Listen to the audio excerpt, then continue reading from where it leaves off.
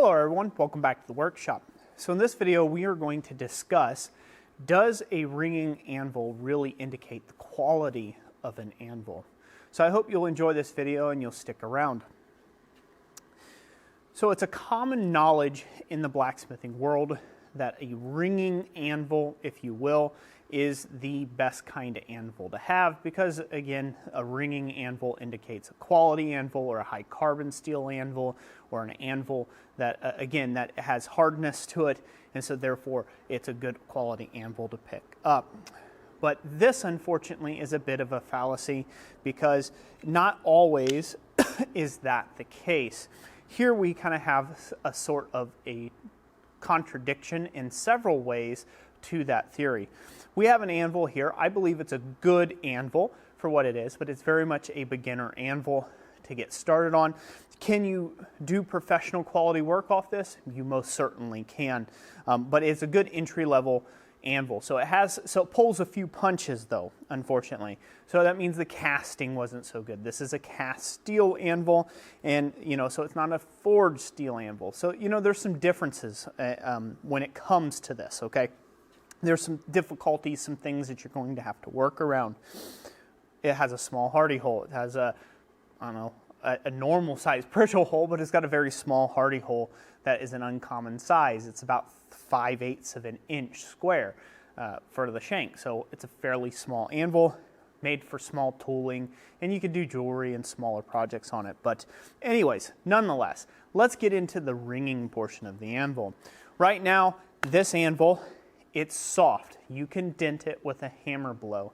Unlike my anvil, you have to really be swinging at the anvil's surface, which is a Peddinghaus anvil, in order to dent it. So you got to be really wailing and miss a blow. And if you miss a blow, it'll put a dent in the anvil and a dent in the hammer at the same time. But just tapping on the anvil won't create dents on the Peddinghaus anvil. This anvil, however, which it's an Italian anvil, it's an ACCIAIO, it's a 30 kilogram anvil. You can pick these up on Amazon and eBay. I'll put some affiliate links in the description. You can check them out, read them up on them if you want. They're a cheap anvil, anywhere from about $130 on up to about $175, I think I've seen them. And they're a great option for beginners. But this one, however, it rings.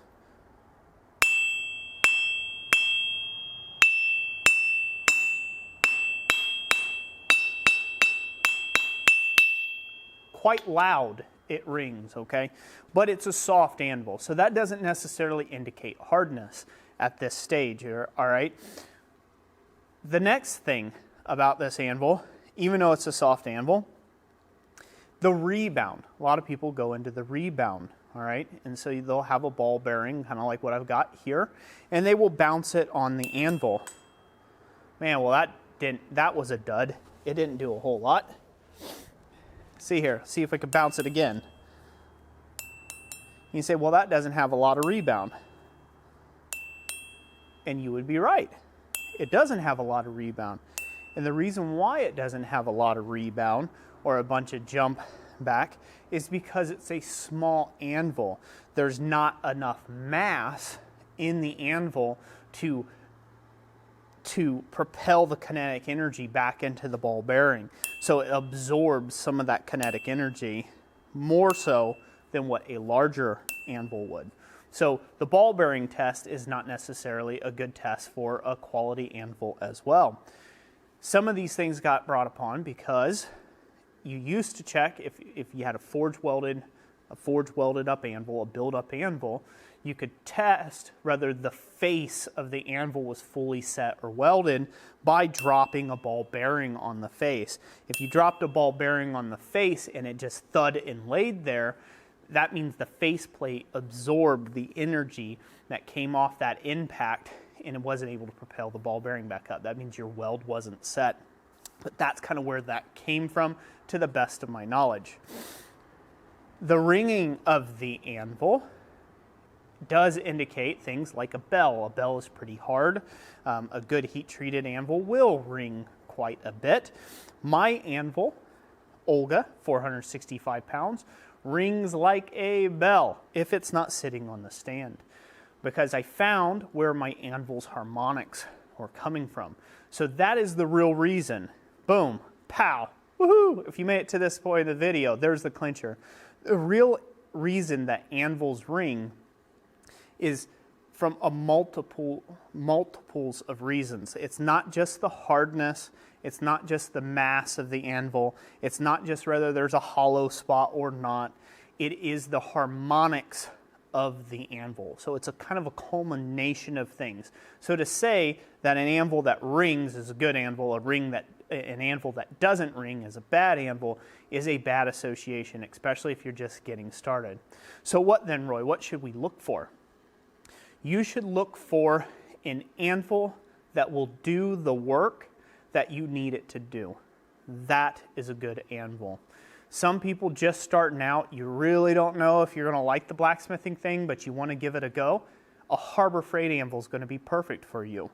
Even if you want to spend a little extra coin, a little pricier, and get one of these anvils, that's going to be great for you. But, that's a great tool for you because maybe you don't need a 465-pound anvil. Maybe you want to do shows. Maybe you need to pull your stuff in and out of the back of a pickup truck or wheel it in and out of your garage. A 400-pound anvil does not travel light, so it likes to stay put right where it's at. So that may not be the right tool for you. So treat an anvil like it is. It's a tool. It's meant to have work done upon it. A good anvil will have a nice clean top to it if you can. A good anvil will have the type of edges needed for the work that you intend to pursue. And preferably, a good anvil, you won't see any sort of cracking or areas where something's going to blow out or chunks missing out of it, things like that. Those are things you can work around with your first anvils, but they can start indicating to you that there was some problems with the manufacturer, or maybe the anvils had too hard of a life and you might want to stray away from that anvil. But the ball bearing test is really not going to get you there. If I dump it on my anvil, I have more mass on my anvil versus here. There's less mass, so it's not going to do as much. Ringing like a bell. You can find your harmonics.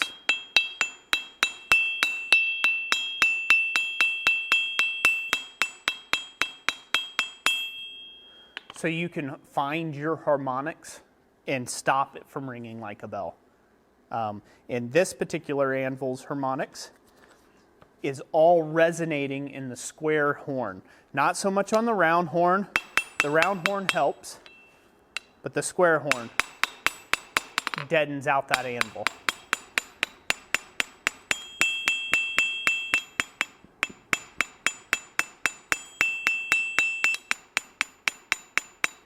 So that's what it is, ladies and gentlemen. The ring of an anvil is due to the anvil's shape and the harmonics of the sound waves traveling through the anvil. How it resonates is what makes that ring or not in different notes. It's not necessarily indicative to hardness. If you want to check hardness, get out a Rockwell tester, a little scratch tester, and scratch the anvil and see what you can do with it. And that'll give you a range of hardness for that particular anvil. The ball bearing test, again, doesn't matter unless there's mass under the anvil. If you drop a ball bearing on something that doesn't have any mass underneath it, or it's a small mass that you're dropping it on, you're going to have a small result pumped back up to you. So you need mass under your hammer or a lot of mass under the anvil itself to get that, rebound that you're looking for. Just because it's sitting in the dirt and you drop a ball bearing on it and it doesn't move much does not indicate that it is a bad anvil. Same way, if it's sitting in the dirt, the harmonics might be in the feet of it and you go whacking around on it and it sounds dead quiet and you're like, that anvil's soft, it's no good. And you pass up on a really good deal that ultimately was a really great anvil. And if you picked it up off the dirt and set it on concrete or back pickup truck, it'd ring like a bell. So don't let that discourage you. Don't let all the naysayers say, that's a crud anvil, or how did it bearing drop, or this or that, or what have you. Those are, in my opinion, just old wives' tales, and don't pay no heed. An anvil is a tool. A hammer is a tool, a forge is a tool. Get the tools that best suit you. So that's it for today. Thank you all for watching this video. If you agree with me, great, hit that thumbs up. If you disagree, hit that thumbs down, that's all right too. Either way, share politely in the comment section why you agree or disagree, and kind of get that, get those comments going of, the way it is. Again, be respectful with them. Be constructive with criticisms and things like that. That will be the best to take and help out beginners out there. Just go down the list and read and write your own and things like that. But at any rate, God bless each and every last one of you. Thank you so much for watching this video. And if you liked it, remember to share it around with your friends. That's it. We'll catch you on the next one. Thanks for watching.